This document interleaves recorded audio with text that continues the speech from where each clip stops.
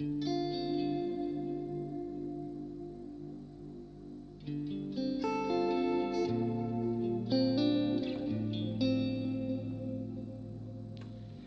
me know if you can hear me okay. I just wanted to jump on for a live stream because I can't film anything in my room at the moment anyway because of the sun.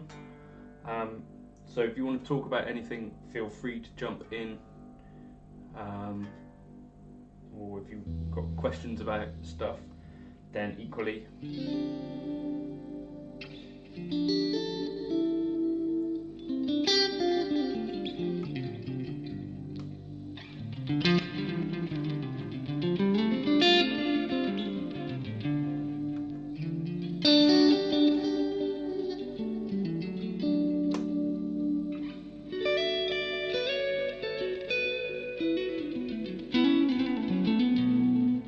Hey Phil, how you doing, buddy?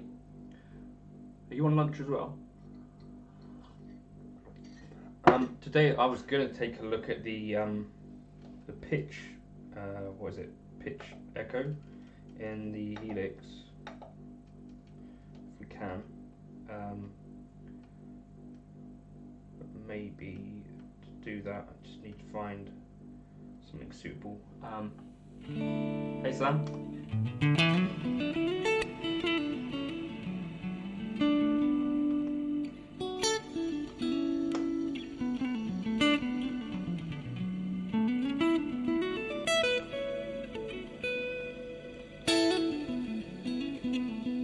It's an 8-check stomp, Phil.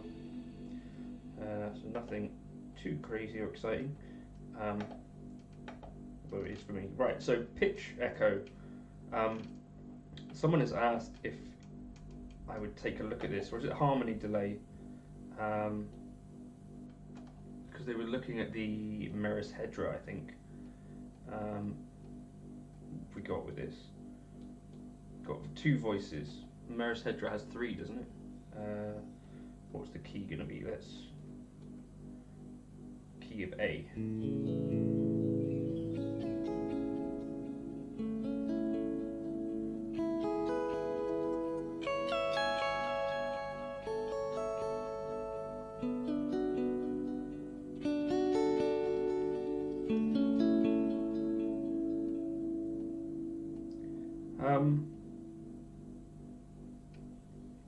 Root.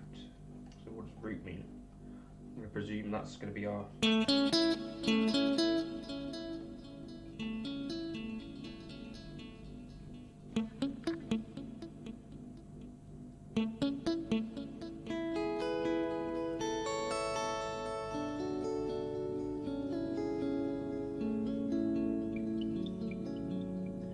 But I think you have to... It won't deal with poly very well. Clearly. So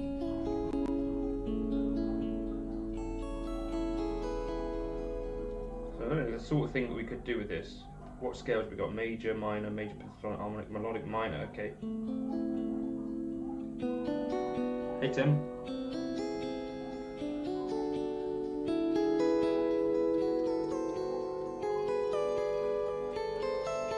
Oh, it's just my pedal stand. Nothing crazy exciting. I'm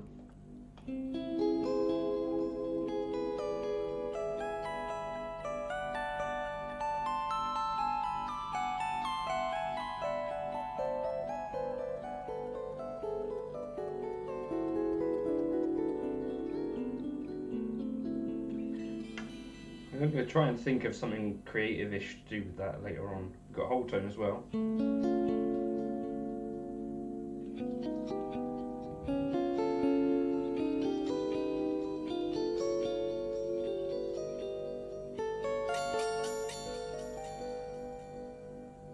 It's kind of...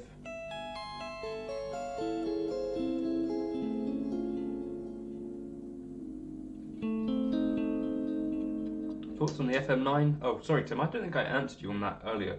I think you asked on another live stream. That wasn't deliberate. I don't know, it's like the FM3 but more. But for me, the FM3 kind of does enough in some ways. yeah, the quad harmonic delay. I don't know. So there's also this pitch echo thing, which is just one voice, is it? Which does.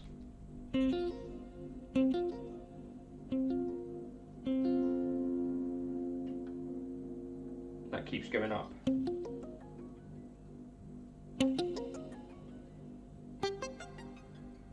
No, we're still on 3.11, Nick.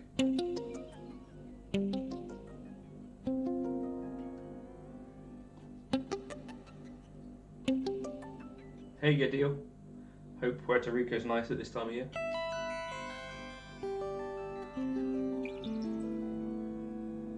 That one's kind of glitchy, right?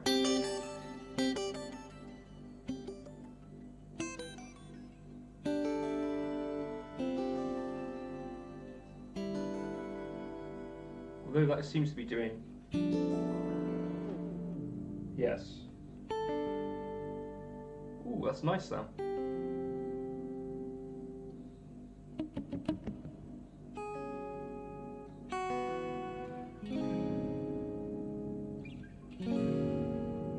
Is that actually...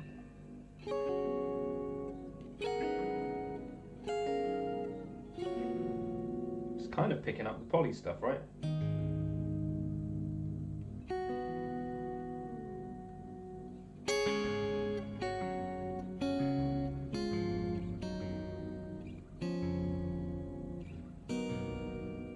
I think that's doing poly.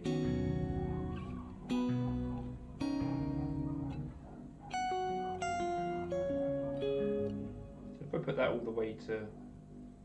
This could be an interesting way to get that kind of pitch tone without it glitching.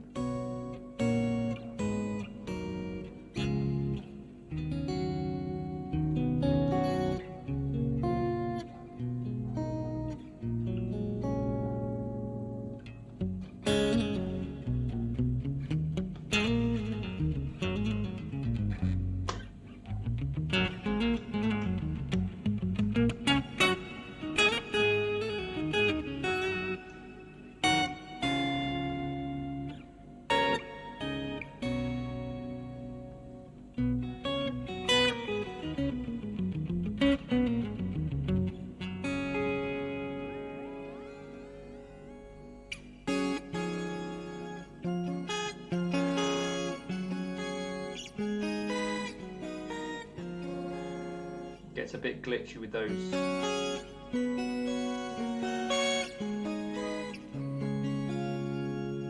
That kind of thing works fine.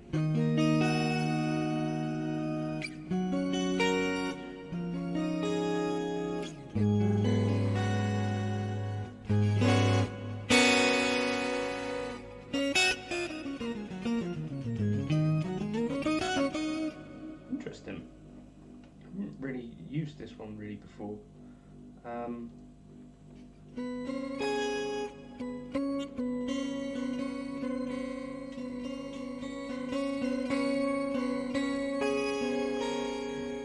Yeah, I mean that glitchiness could be a thing for some folks, I guess. Just try to get this delay mix up a bit more.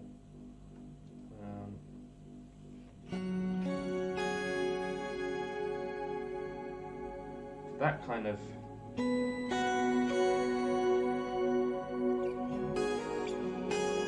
I think that's tracking better than the simple pitch, right? Let me try that simple pitch.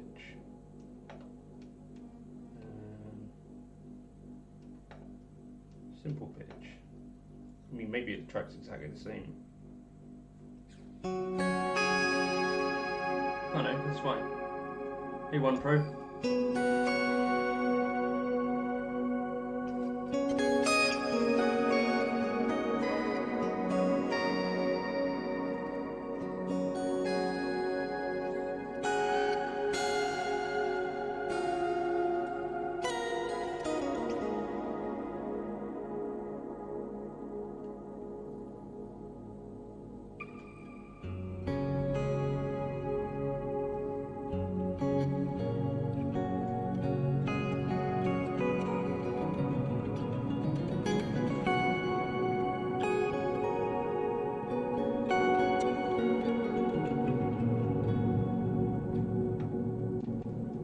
So you can do some kind of polyish stuff, like even those chords there tracked pretty well with the simple pitch, which is not necessarily what you'd think would happen. So pitch echo again.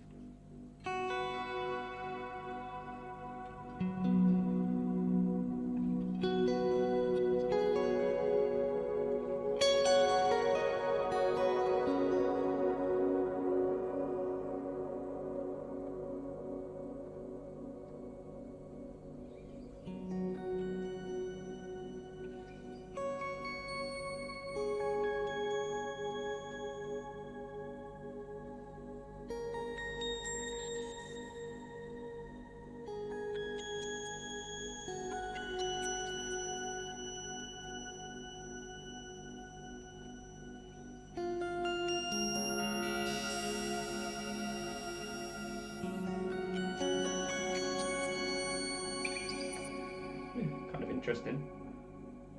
Whether I end up doing something with that later on, I don't know. Right, anyone got any questions about anything?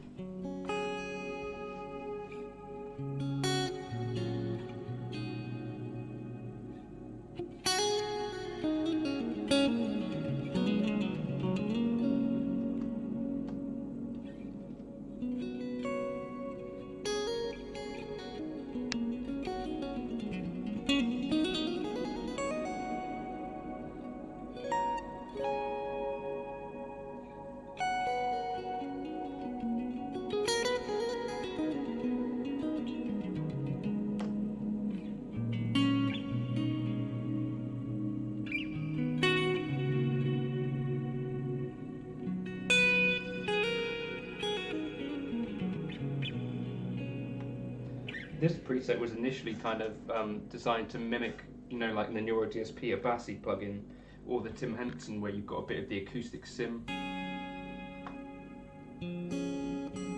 blended in with the normal guitar tone.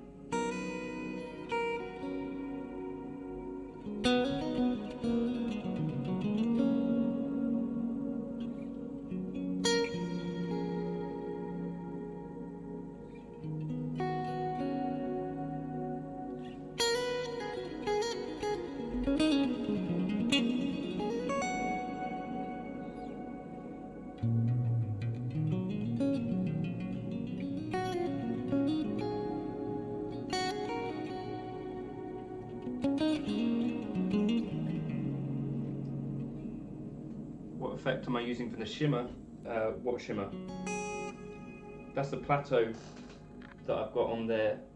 So the Plateau has a 12. Both voices are at 12 and the pitch mix is at 14. The lick come from where you end on the root by hammering a fourth.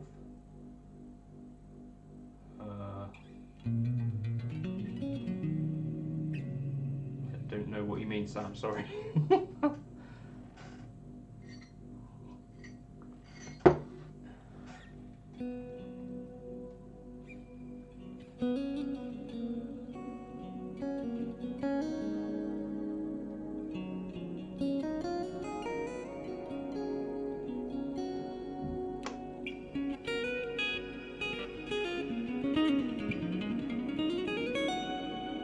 Hey, citizen.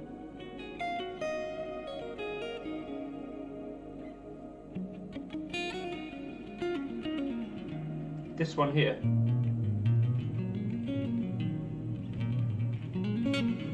That one's a David Beebe lick. I think he's going to be doing a lesson on it soon, and I might try and film something with him.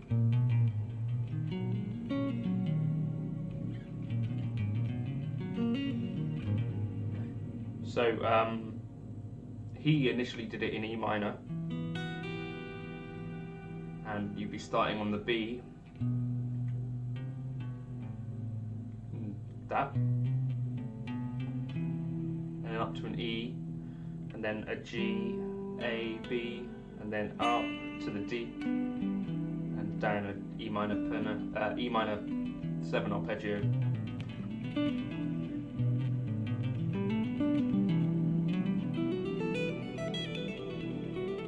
Oh, you mean that one? This thing?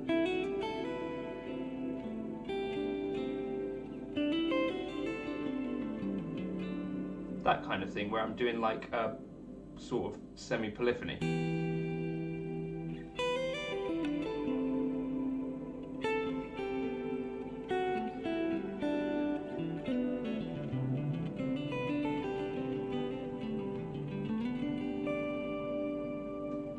You mean those sorts of things, Sam, maybe?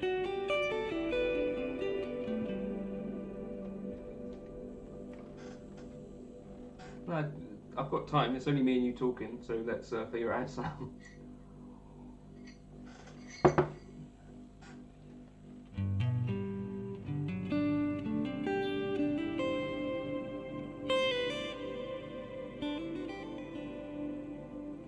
The one that ends high on the 1.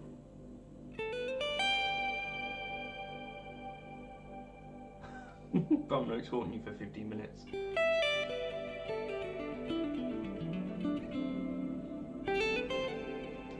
So which one, Sam?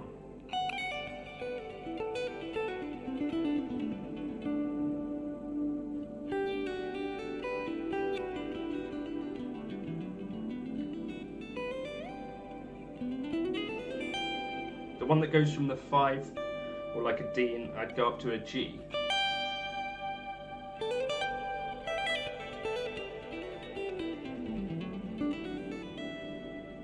That kind of thing.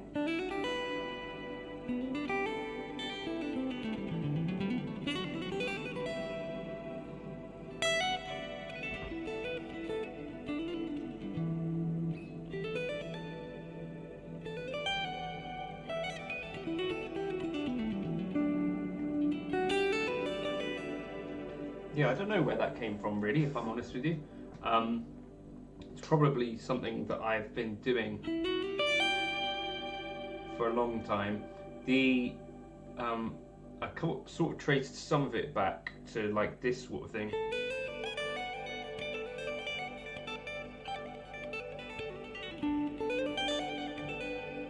But when it starts to like land on the 1, then I kind of just stop the lick. Or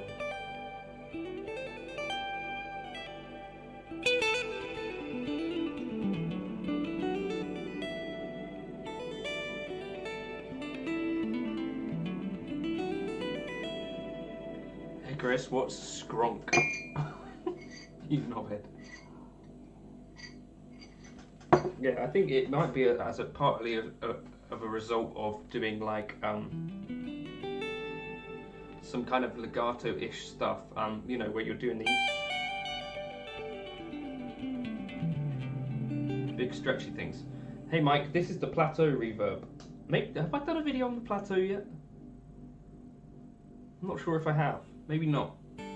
It's actually one of the longest reverbs.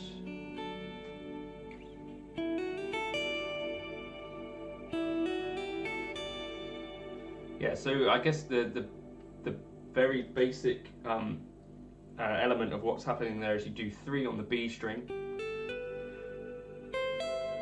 and then 2 on the E string, and then just move that around. And you could obviously add extra notes before it.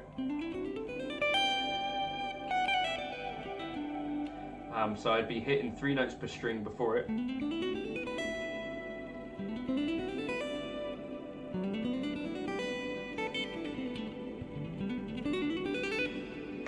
Etc. If you know what I mean. Prashant Pal Rai, sorry if I'm saying your name horribly wrong. I'm incredibly uncultured. This is a K-Line Springfield in Ice Blue, my favourite guitar in the world.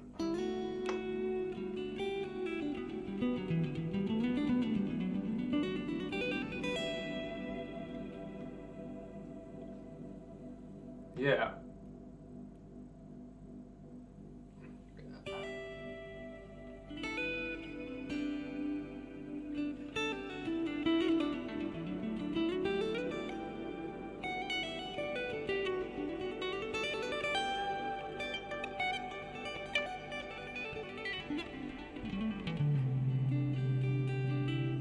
Let me just check if I've done a plateau. Mike says I have.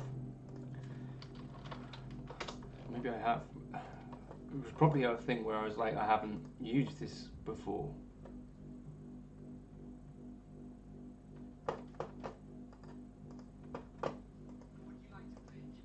No. YouTube Studio. What are we talking about? Plateau. See, I have used it in the Meris one, but I've not actually done a video on the Plateau Reverb, which I think maybe I should.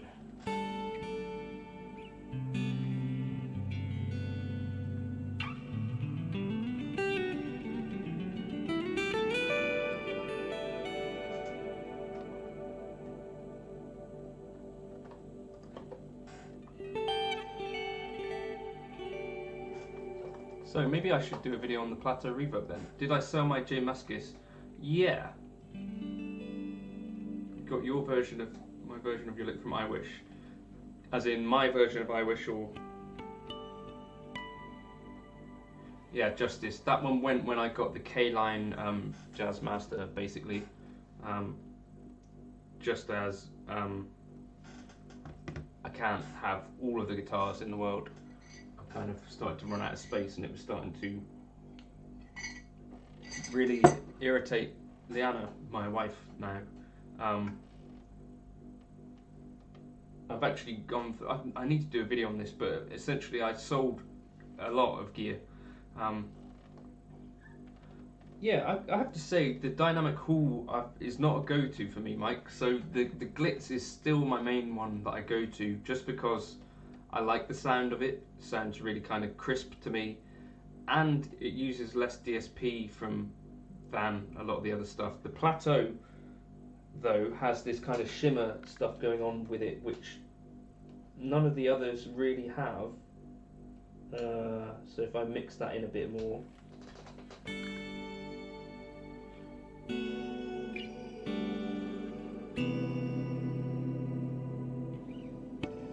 You hear it's not particularly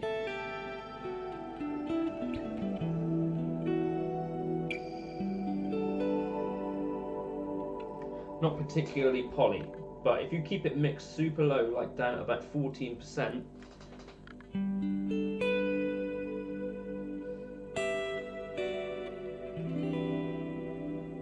you can just have a reverb that has that kind of clear sounding top end, I think, without hearing the glitches.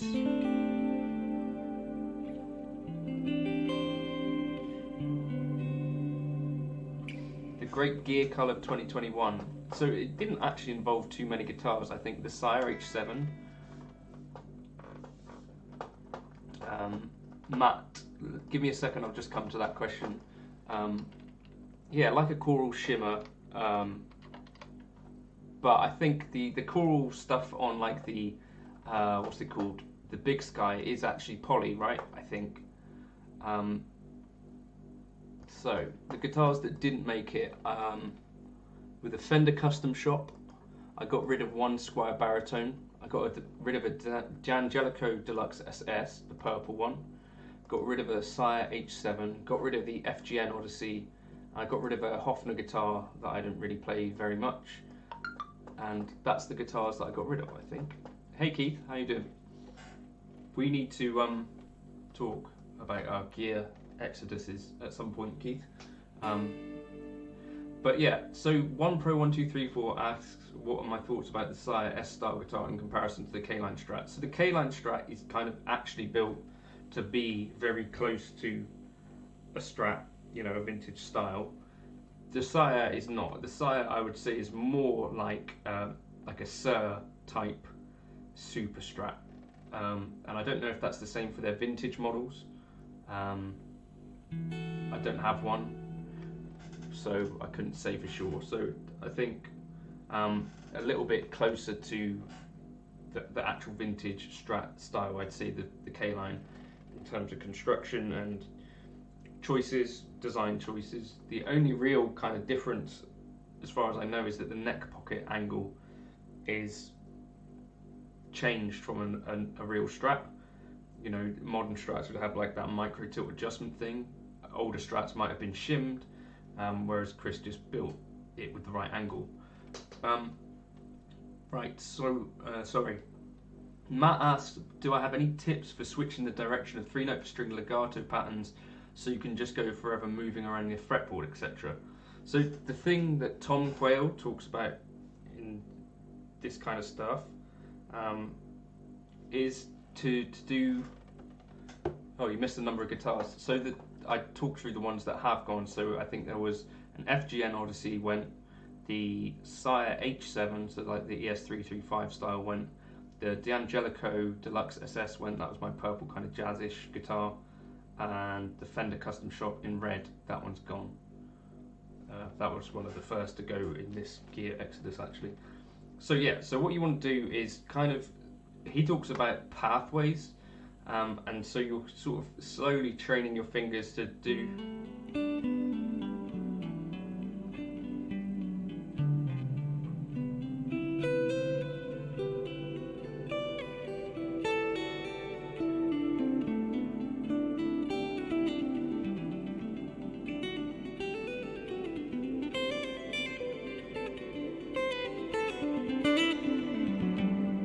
that sort of thing. So you're obviously, you probably want a bit less reverb than that, unless you're playing as badly as me and then you kind of want it to cover stuff up. But yeah, you're sort of unconsciously but also consciously just trying to keep the dance going, and you'll find there are little bits, so like David Beebe's little, that kind of thing.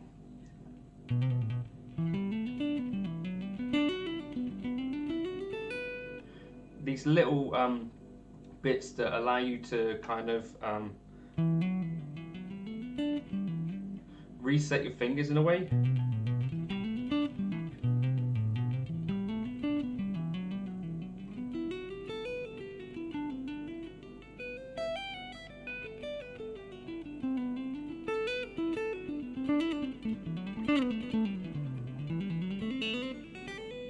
Obviously, I'm nowhere near as good at this or as fast at this as Tom Quayle, and I'm also not, I don't think, as thorough in trying to figure some of this stuff out. Like, I know, having spoken to David Beebe, like he focuses in on little micro, well, I say micro, but like elements of his playing which he's pretty focused in on.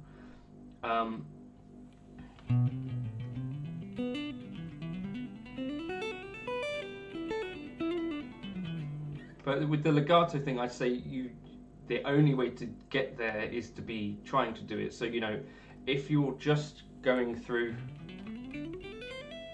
like that, then that's not going to end up leading to a longer legato line. But something like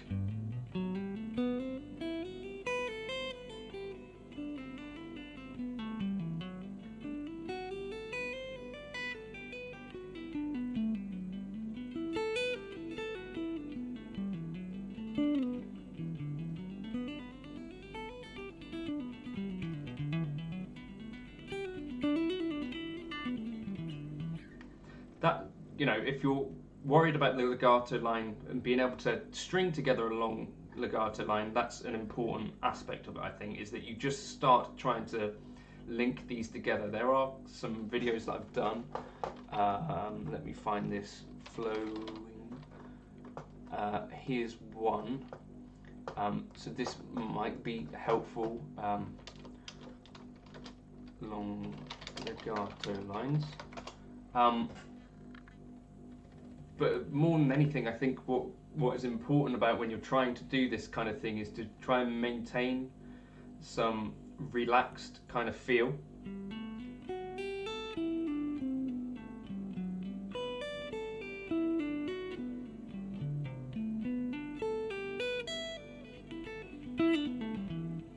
You know, and trying to get comfortable with making sort of weird moves. Bob, it doesn't disappear, but is there a way that I can, if you shoot me an email, I think I can send you a link to it, Bob. It will still be here when you come back. It's just that I don't know what page of my thing they'll be on, but if you shoot me an email and I'll be able to find this one for you. should we call it Livestream for lunch and legato, or something like that, because we're now talking about legato a bit. So yeah, the other thing that Tom talks about, you know, will be relaxed elements of technique, and he also has courses on this stuff. I haven't done them. My legato is sort of rough and ready, basically, is what I'd say, and not hugely crisp or anything like that. It's just what it is. But yeah, that's some kind of thoughts on that. The other thing I always say is to quickly get away from the idea that 3 note per string should always be sextuplets.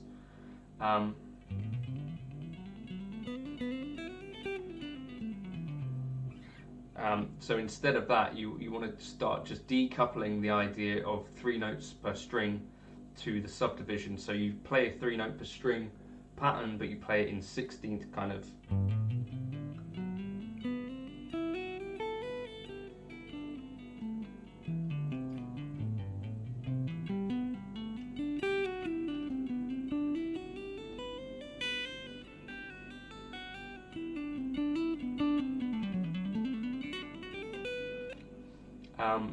In that kind of thing. Clive, has there been a parcel for you today? I don't know when we're expecting it to actually, maybe Thursday. But yeah, those are some of my thoughts on legato. Does any of that help at all, Matt? That's how I think that I've practiced some of this stuff. I think really important to get away from the idea that 3 note per string will equal triplet feel.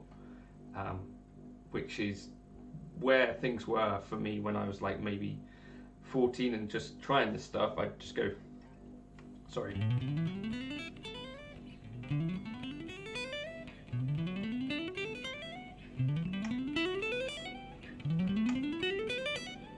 With no real regard for the. So instead of doing that, I think it's probably some element of that might be necessary in order to get your hands moving quickly. I think there is something about that which works, but I also think, you know, like there is more to the legato than it just being kind of fast. So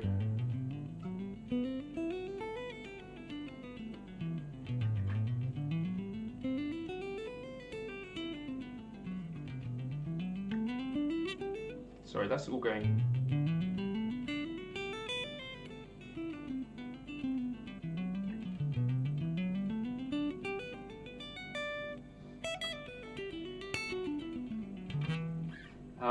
And I'm a fairly pick-focused legato player rather than hybrid picking, which you'll see David Beebe, Thomas Griggs, Tom Quayle doing more hybrid type stuff. I think hybrid might be quite a good way to go.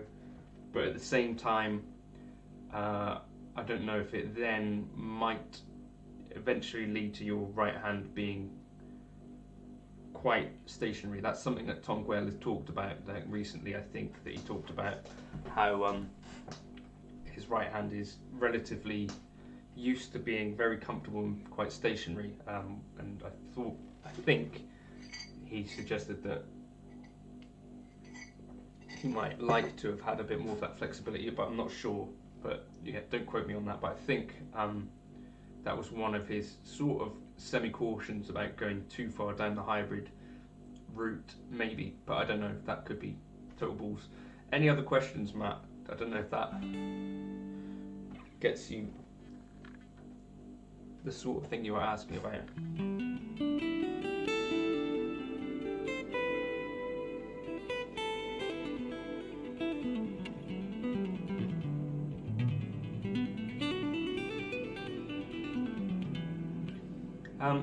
I think also for a good while I wasn't really in the way. Yeah, that's about right, Matt. For a good while I wouldn't have played legato without some drive. I think it's important to at least start there. I know some people will say that anything you play with drive You should be able to play clean as well. I don't think that really applies hugely well to legato until you're quite advanced on it. I've got a thick and stubby pick here, Tim.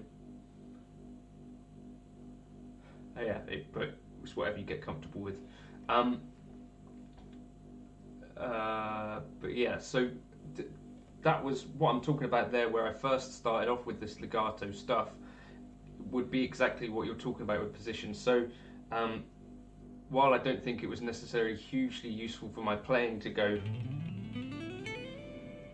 you know, for hours at a time, I do think it at least gave me, you know, the 3-note per string major scale shapes quite familiarly. Real familiarity with that is probably what I should say. It built good familiarity. So basically any of the major scale keys, my visualization of the fretboard in that regard in terms of these big shapes is pretty good. So, you know, if I'm looking at F minor,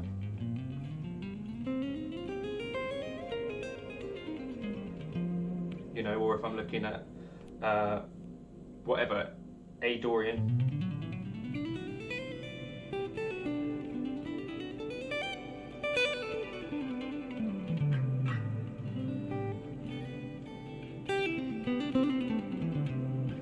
or, you know, if I'm looking at, I don't know, D flat major,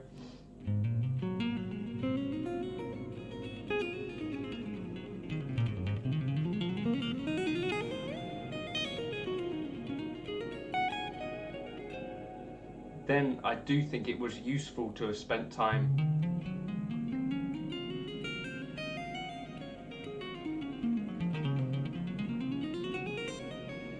doing that kind of major scale stuff.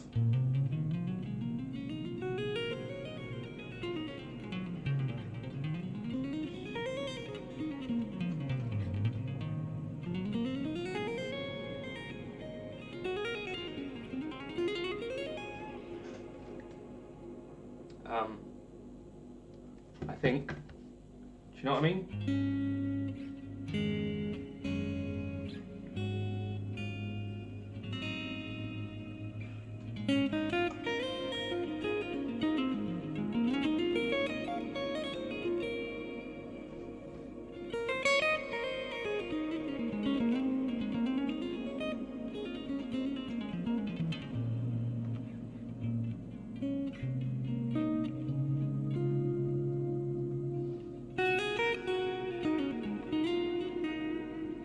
The other thing that's really useful in this kind of stuff, you know, I've got a Jazz 3 right here.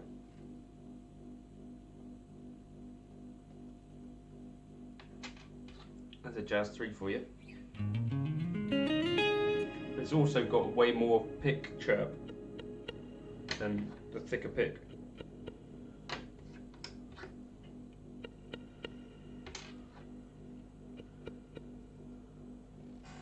Yeah, so the box is kind of a trap for as long as you let it be, but moving between.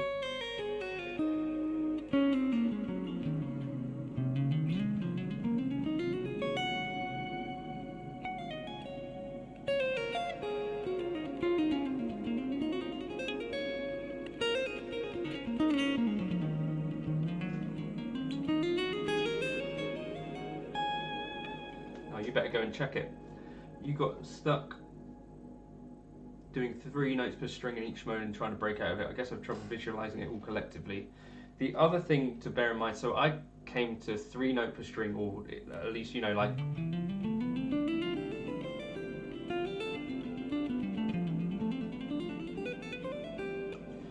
you know, this major scale shape. After that I came to pentatonic shapes.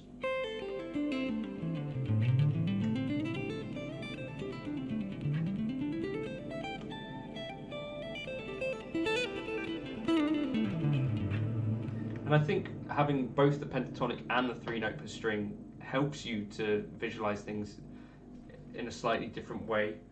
And the other thing to bear in mind about the 3 note per string shapes is that there's one note in each of them, which kind of in jazz would be called an avoid note, which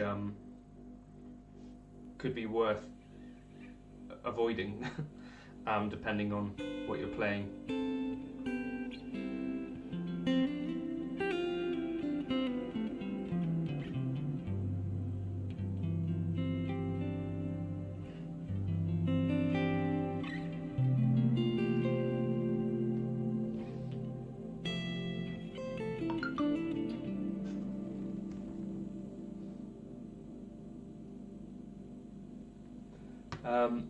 Yeah, the Black Ice is what I really dig. So this is kind of Jazz 3-ish in shape, but a softer end, and doesn't have the annoying kind of grippiness on it, as in like that text kind of puts me off on the Jazz 3.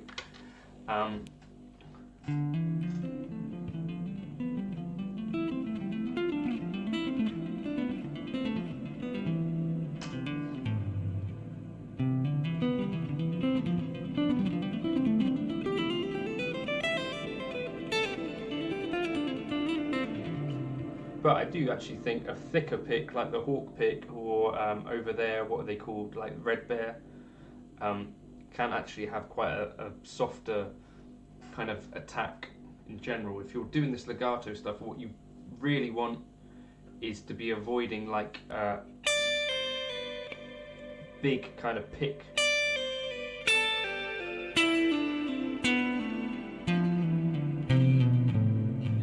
Pick movements you're trying to get.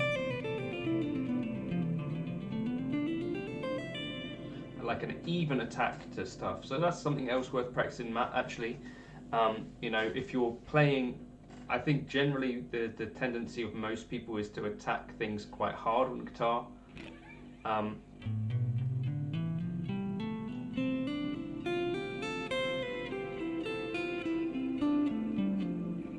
Versus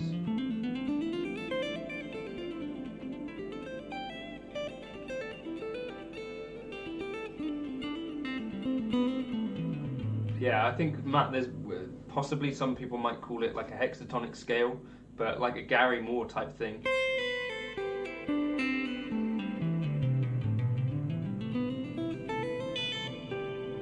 That's what I'm tending to improvise with.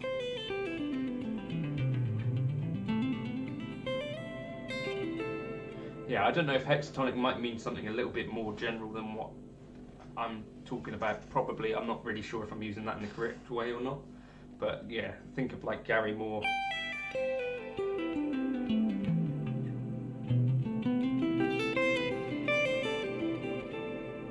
But yeah, you're wanting kind of quite limited amounts of attack with your right hand, because you're trying to match that kind of velocity with your left hand, and obviously the left hand legato stuff is a little bit tricky to get as much attack as you can with the pick, so you're being light with this right hand.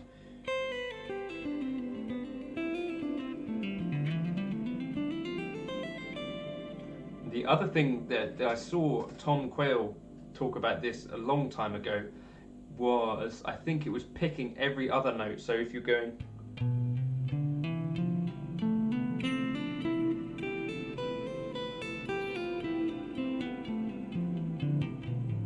like that, so you're ending up doing some hammer-ons on string changes, and that can help to decouple the right hand from the left hand. So just slowly again, we'd be hammering on the first note of this scale, then picking the second, hammer, then pick.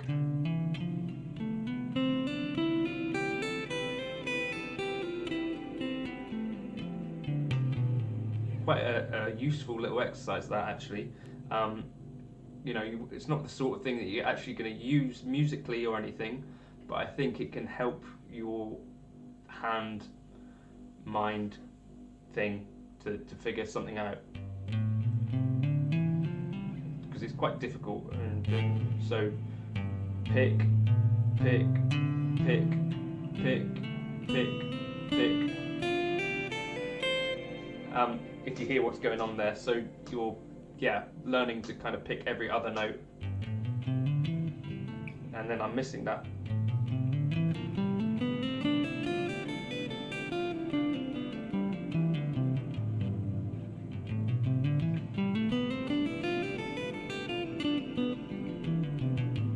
and that's quite a revealing way of hearing.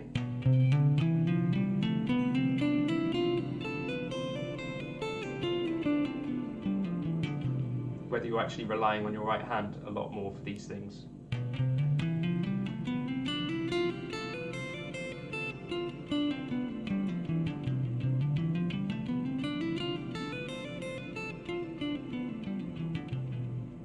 Hey, 1Pro1234. So I think that was actually before I had a Helix, and it was before I was really keeping notes of what I was using. But at that time, there's a few videos with that 339 where I'm literally just going straight into the digital audio workstation and just have like a compressor on and maybe a reverb and delay. So I can't actually remember what was happening in that video, but it wouldn't have been a Helix or an HX Stomp because I didn't have one of those back in the day. I think it would have been just plugged straight into my laptop. Sorry, I can't be more helpful than that though. But it was quite a long time ago.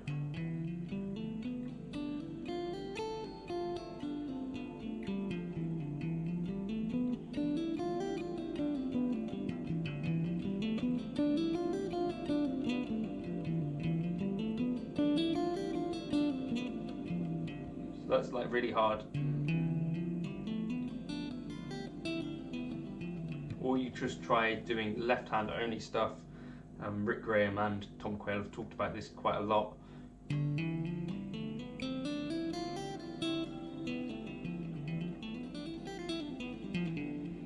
It's probably harder to get like a consistent sound when you're doing that slowly, and even harder to do it in time with a click if you're trying that.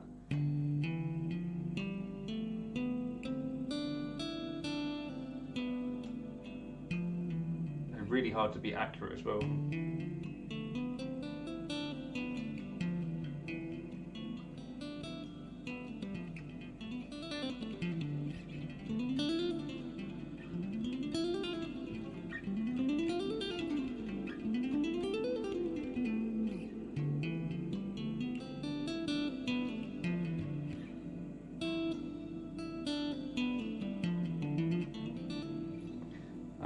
That's worth practicing as well. I don't know whether it requires low action at all, Justin, so this isn't a low action guitar. Tom Quayle doesn't use low action. It's more about how you're actually attacking the string, and the more accurate you are with like this attack.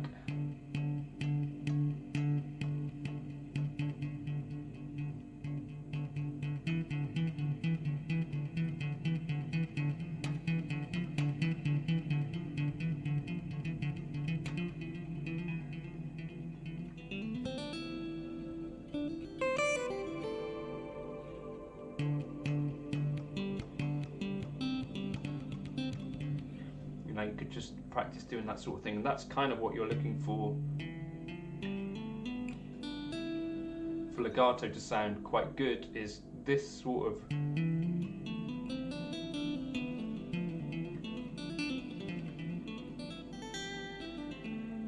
you want to be able to kind of execute things with the left hand.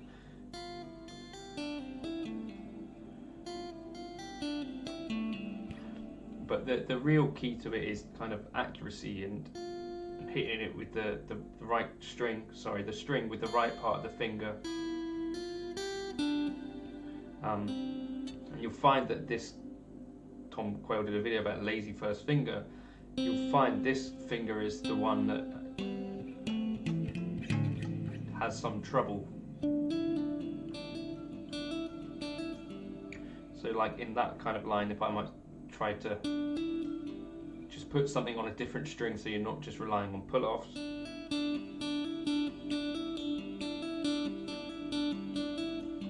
And try and get this to ring out properly with this finger.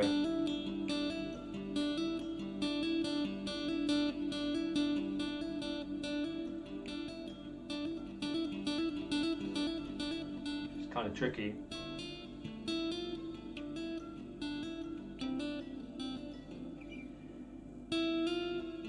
That could be like a good little exercise.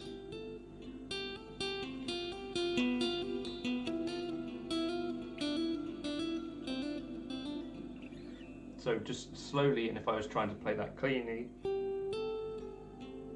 well, or not.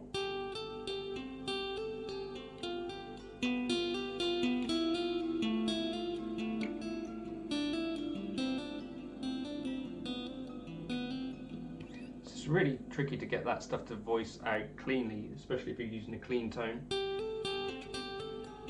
You're looking for like evenness.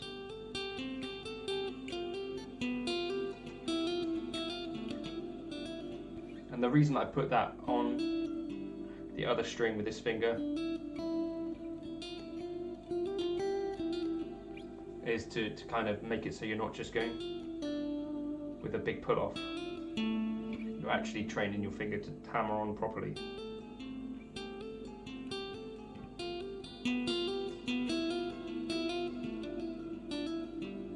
I'm using the HX Stomp here at the moment, Alexander.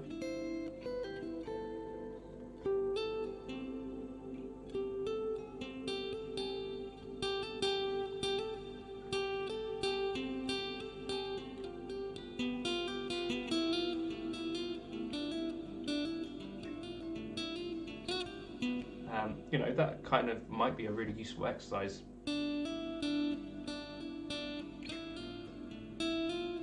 It's actually quite hard for me.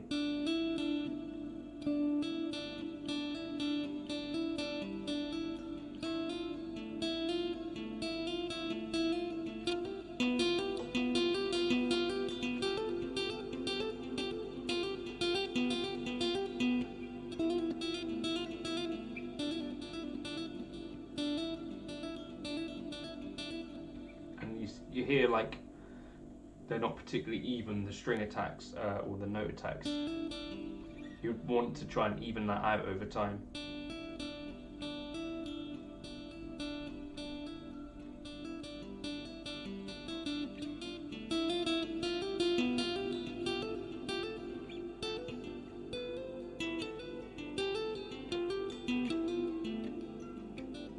Yeah, it's being recorded directly for the live stream, yeah.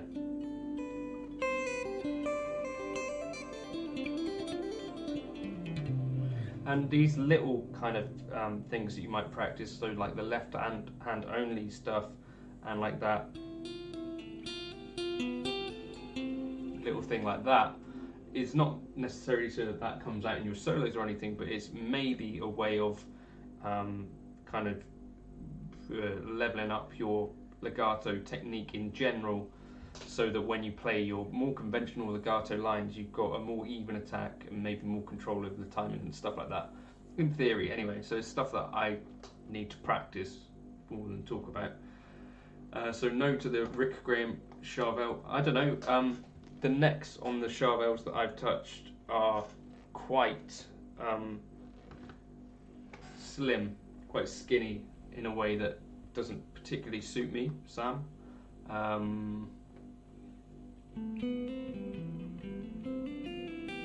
Where are they building that as well?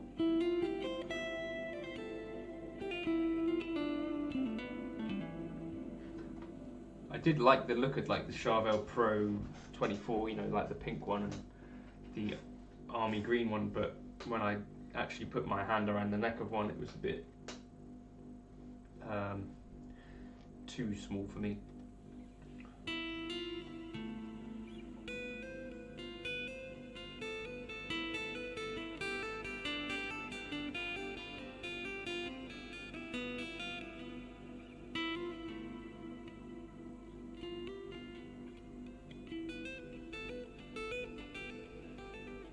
And I guess you could put that exercise on the B string and the G string once you got better at it, so you got a bigger stretch.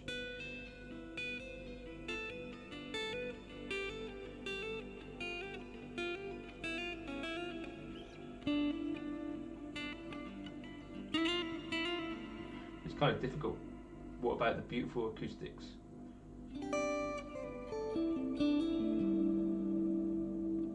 Oh yeah.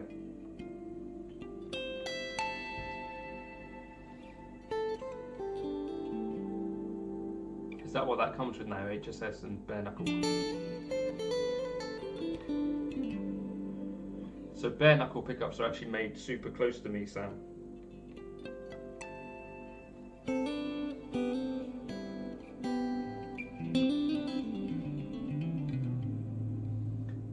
slides into your legato. So I think it's a good question, Buzz. Part of it is about kind of moving your 3-note per string and sliding into the next.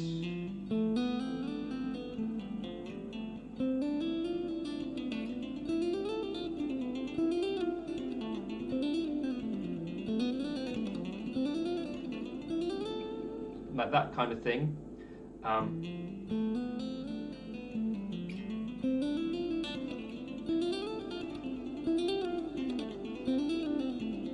That kind of exercise might be really good for that. And the other thing is to kind of spot a target at the end of your line which is miles away. And I've done a video about this where you like sort of just look at where you're aiming to end up. So you can end your lines like this, or you know, just build it or not. Sorry.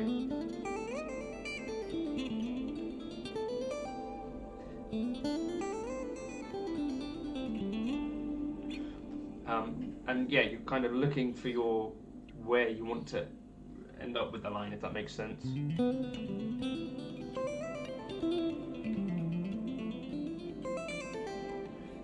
Volvo Racing.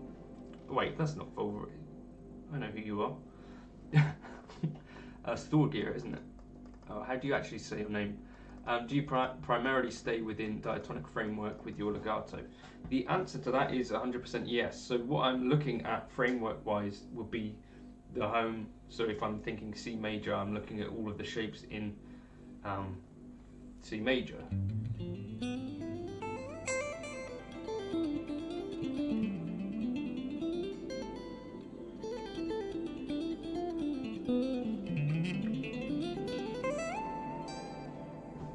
If that makes sense. So if I'm playing that legato kind of style,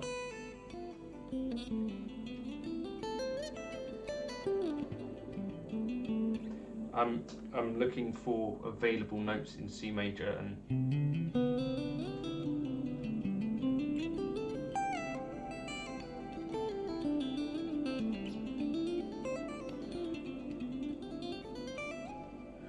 I didn't actually look where that was going to end, so I ended up ending in a stupid place. So you do need to make sure your eyes beat your fingers to the target, if that makes sense.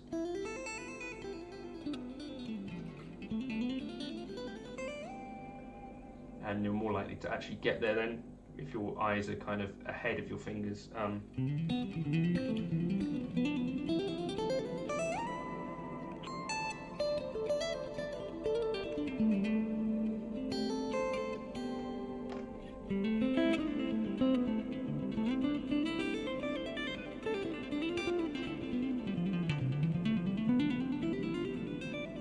Oh, sorry, Greg.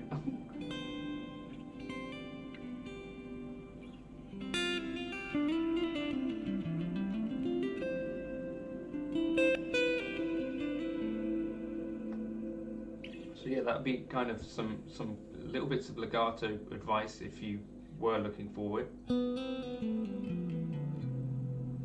I think time spent on just the left hand by itself is actually super useful, because it starts to break some of the right hand, left hand dependencies that we sort of naturally get.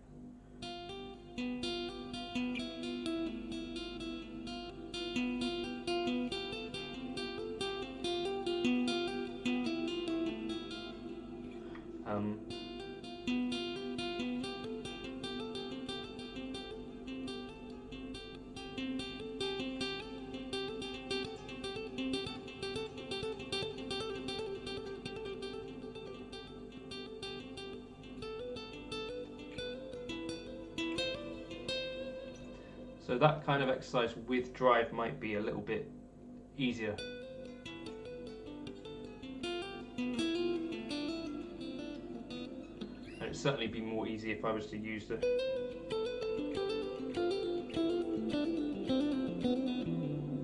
pick.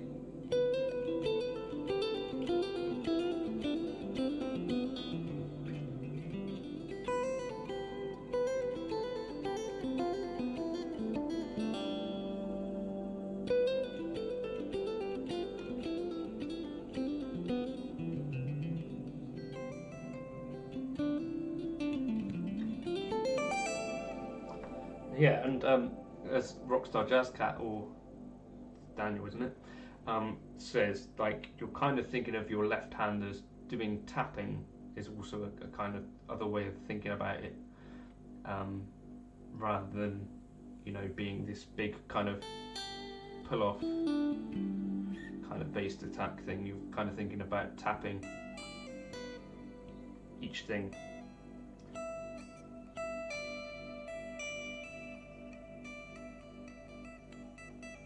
But it's quite difficult.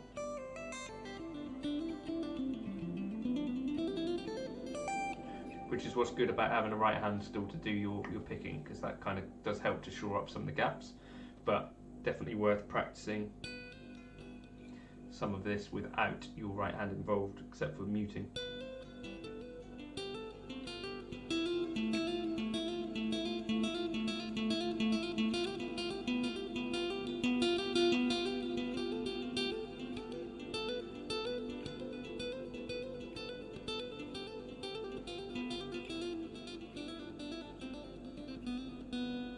Still don't have a Meris Hedra, Marcus.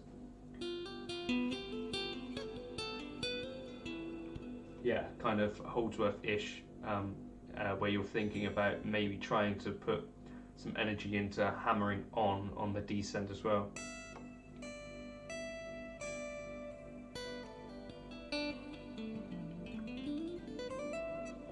Yep, and that's another thing that Thorgeir says there. Things are piano hammers. Something like that. I still like to involve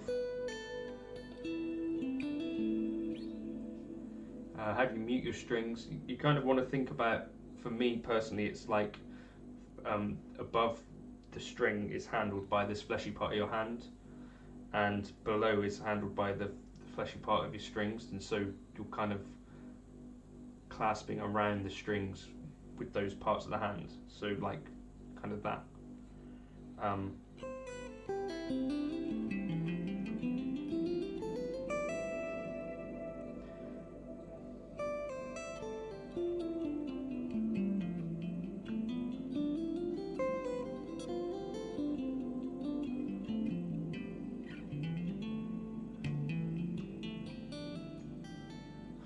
And yeah, you could take this kind of piano approach as far as you want to.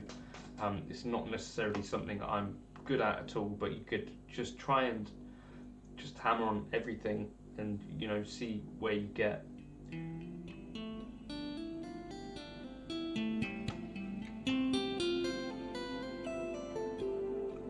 But I do like to end up using the right hand as well a bit, because it's just how I actually play.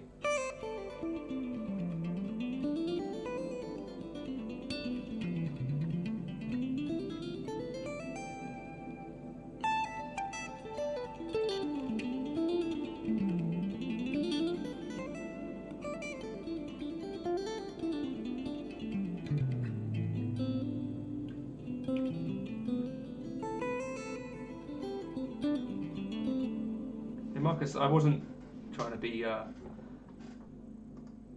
any sort of way. It's just I don't have any opinion on the Meris Hedra because I've not been able to get my hands on one. I was trying to do something with the harmonizer in the Helix. I still need to look into the Hedra stuff, to be honest with you, chap.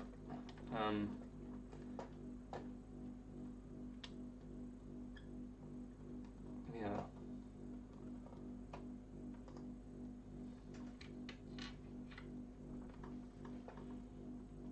So I feel like the Hedra should be quite similar to the pitch delay, is it?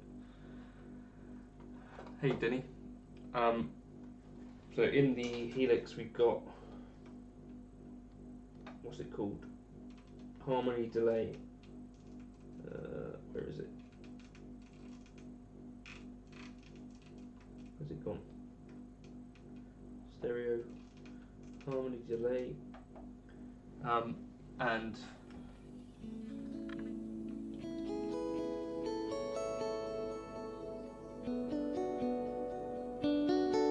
hey Tom.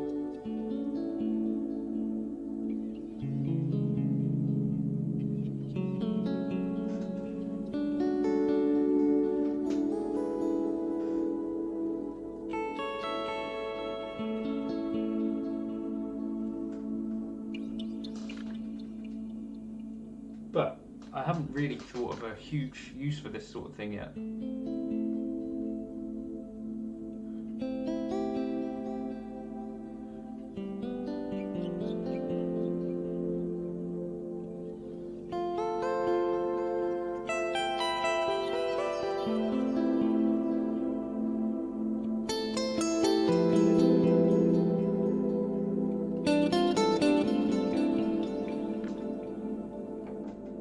So that is a mono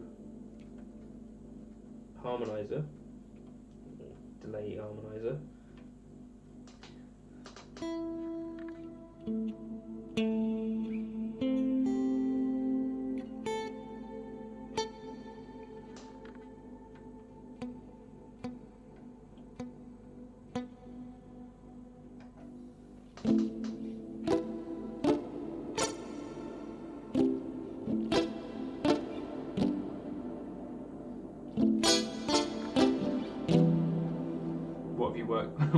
No one knows.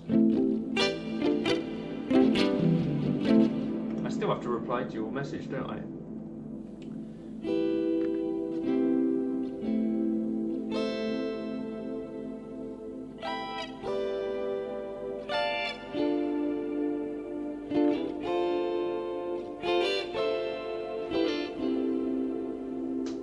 So I don't know, let me chuck this to F and see.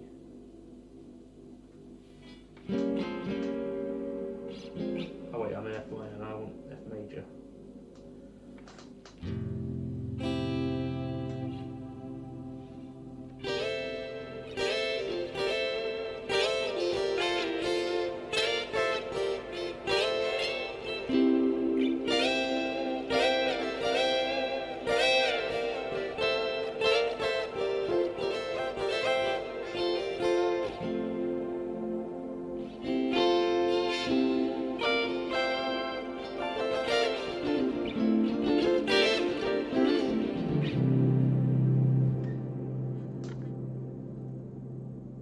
Yeah, I guess landscape, so if you just have like a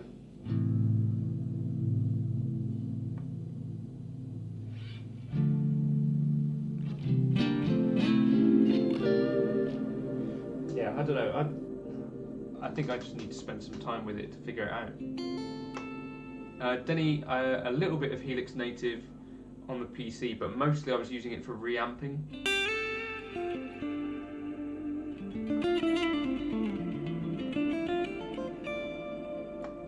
Or for like adding the bleep trop trem, so using that for like post-production type stuff.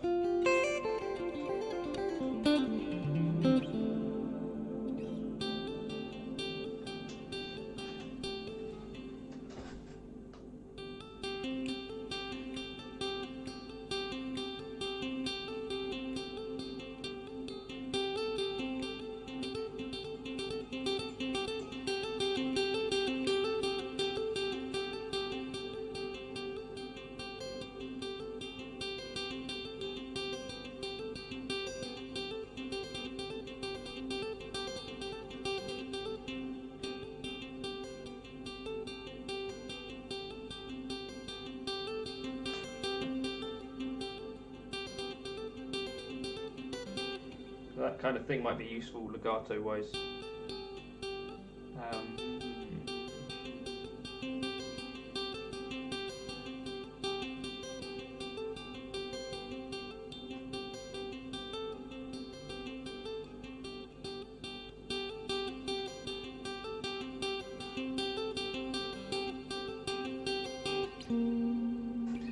Personally, I use JBL LSR 305 modelers.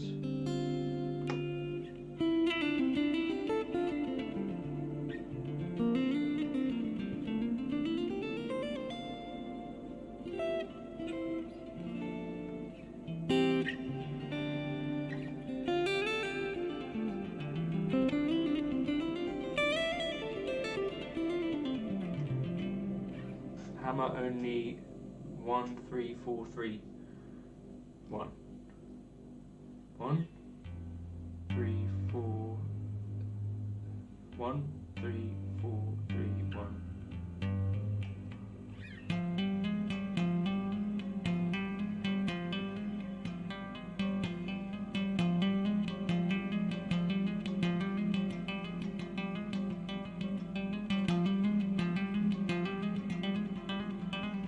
yeah, you need to kind of 1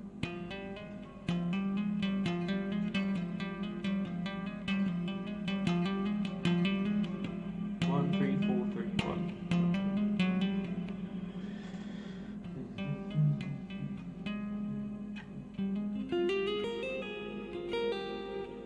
The where I'm finding myself relying on pull-offs the most is to that index, just because I guess, but I'm okay with that because I like the sound of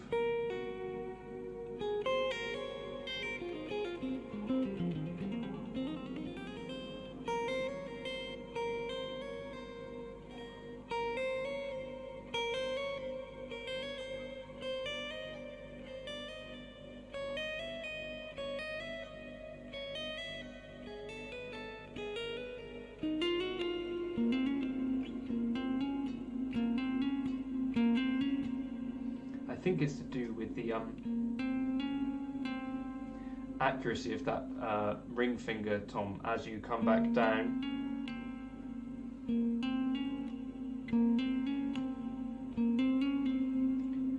So I would slow that down.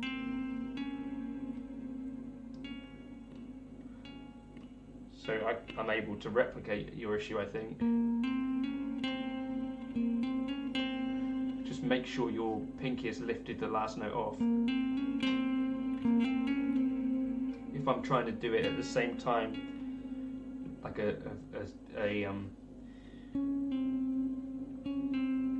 yeah, my tendency is that the pinky wants to pull off, so that if I am trying to hammer on with the ring, you hear that no sound thing, because actually you're kind of muting it with the pinky as it comes, like what Sam said. So I would try and just lift that pinky away fully, if that's what you're trying to achieve.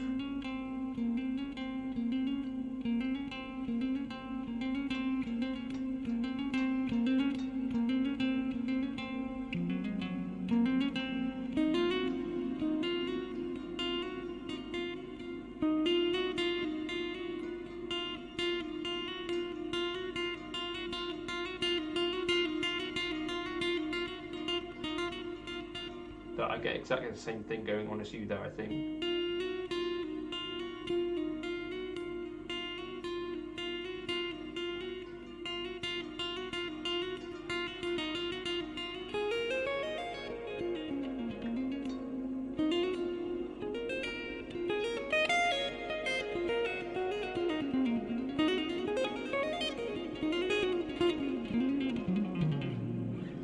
But I think it's okay, you don't need to be too kind of prescriptive or strict on this hammer-only stuff. I think it's something to practice and then not really hold on to when you're actually just trying to improvise or play. It's something that you want to, yeah, kind of keep practicing it, and hopefully it starts to influence what's happening in your usual legato playing, if that makes sense, I think, rather than something to get too focused in on, because in any case, like, legato is only one style of playing, and it doesn't really lend itself to jazz particularly well anyway.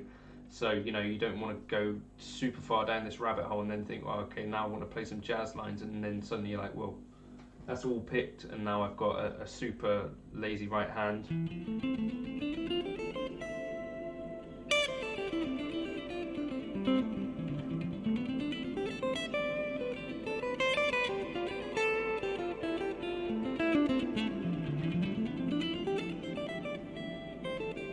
Oh, cheers, Buzz.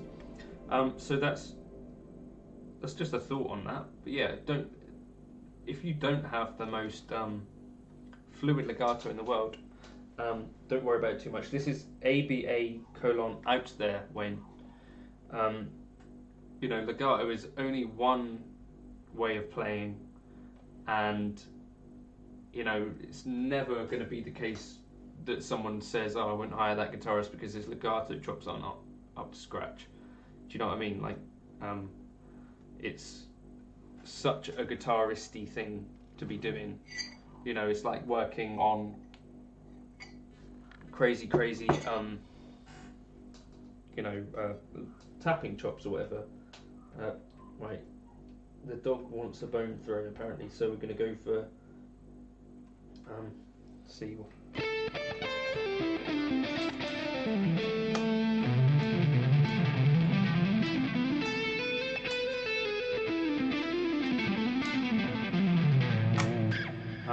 So yeah.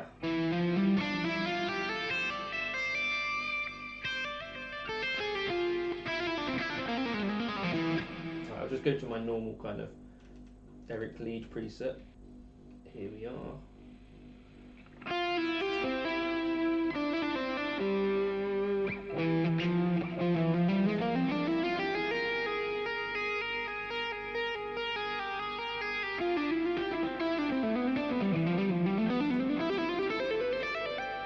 Cheers, Sam. Thank you for stopping by, buddy.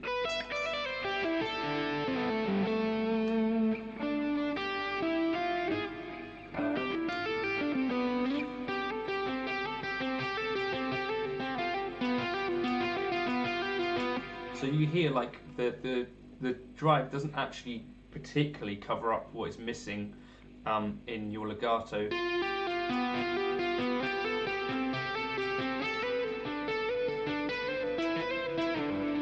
Like it doesn't solve all your problems for you. So when people say about like practicing fully clean, well, to be honest, for this legato stuff, I think practicing dirty can be just as revealing.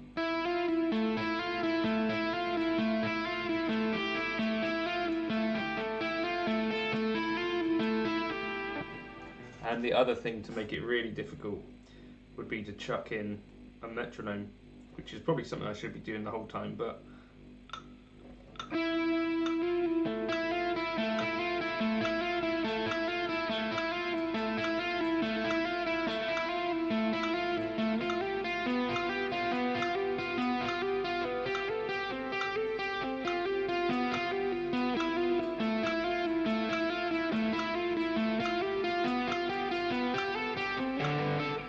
see what I mean? Like, and you can then hear the strings ringing out underneath if you're not muting properly. Thank you, Sam. That wasn't necessary, but you've done it now.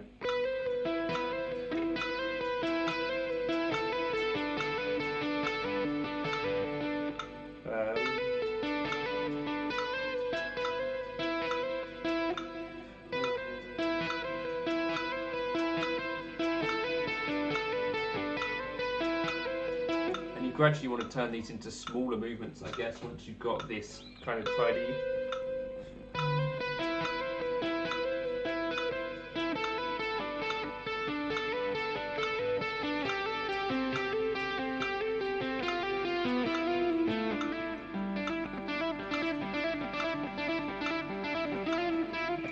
But yeah, it's not massively easier if you use gain, is what I'm just trying to say.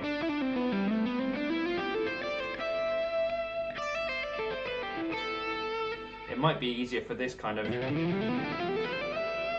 maybe.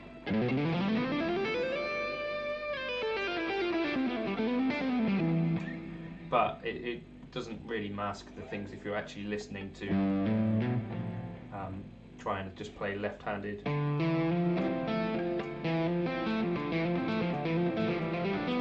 Still very, very difficult.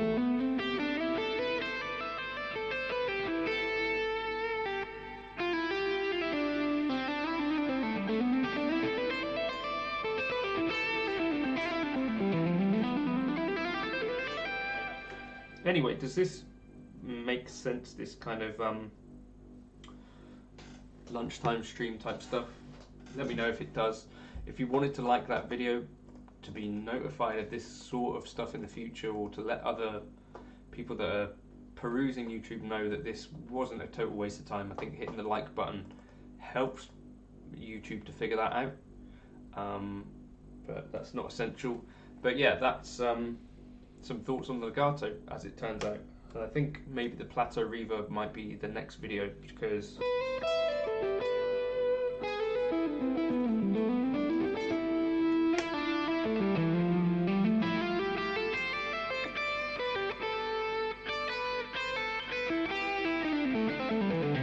Oh, 1 Pro, that's not necessary.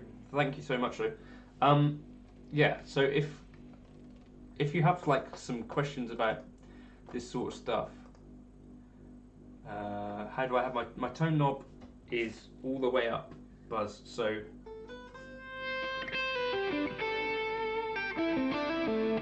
but the difference is that I don't have the there's an overdrive at the front of the chain, top secret OD. If you turn that off,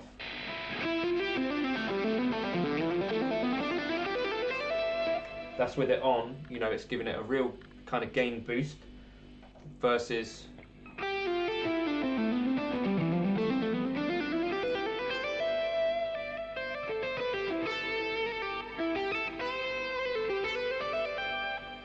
yeah, so that's without that top secret OD God.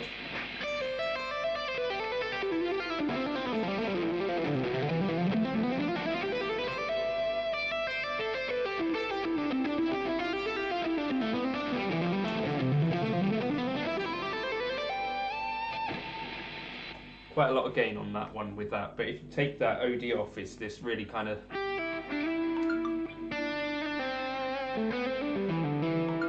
soft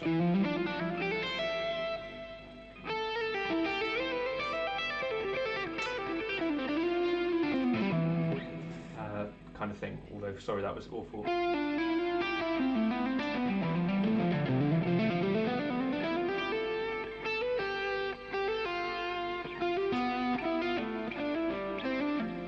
We'll probably do a legato lesson on that.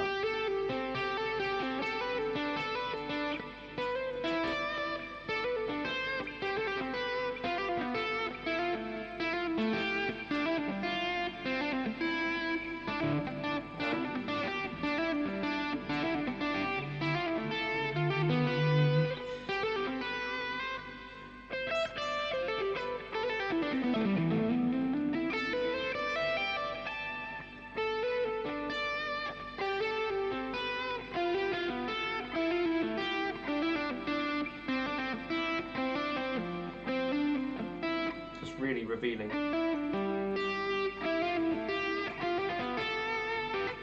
Yeah, sorry, I should have made it clear, but it's been a latest move of mine was to have a little bit less gain and just turning off that top secret OD.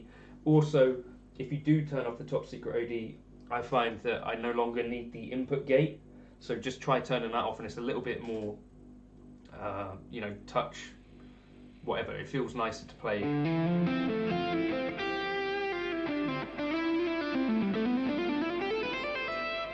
So I have the, when I don't have the top secret overdrive, I don't find it necessary to have the gate doing that.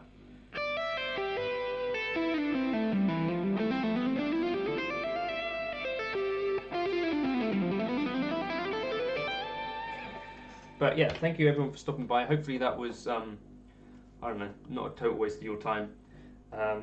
Some thoughts on legato, and I probably should make a note of that.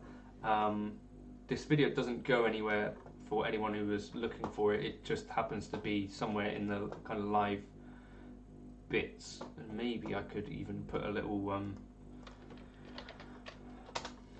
I could put together a little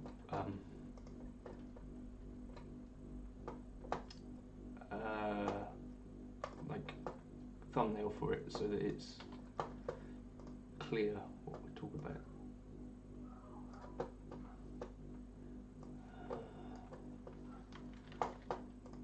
But anyway, thank you for stopping by. I'll catch you in another video soon. Plateau will come in later on today. I think that's how you say that anyway, Plateau. Cheers and thanks.